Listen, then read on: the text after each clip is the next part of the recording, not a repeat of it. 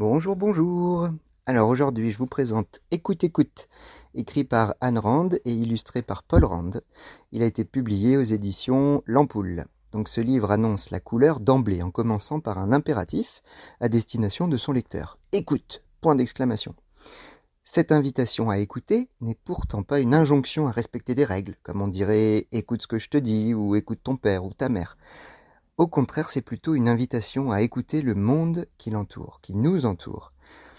Écoute l'eau qui clapote, la balle qui heurte un volet en bois, une chute, le rugissement d'un lion comparé au miaulement d'un chat, la biscotte qui croustille sous les dents affamées pendant le petit déjeuner, ou encore la sirène inquiétante d'une alarme qui se déclenche.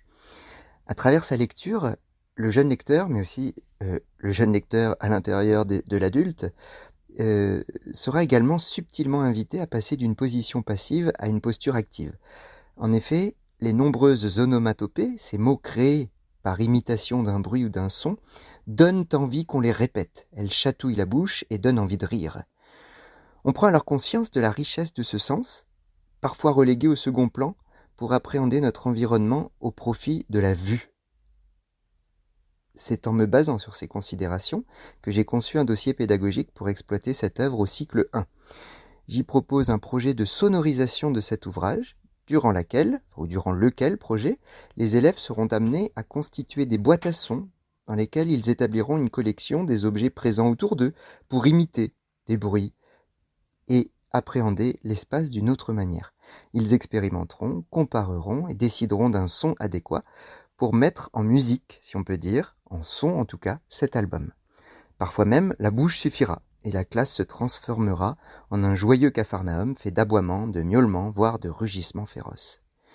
Une fois que la sonorisation sera complète, ils prendront plaisir à relire le livre ou le présenter à une autre classe par exemple. Comme d'habitude, tout le matériel vous est proposé ainsi qu'une évaluation pour ponctuer la séquence.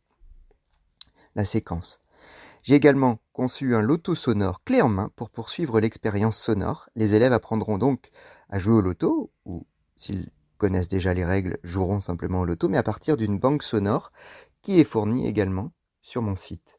Je vous souhaite un bon jeu et une bonne lecture. Like a bird on a tree,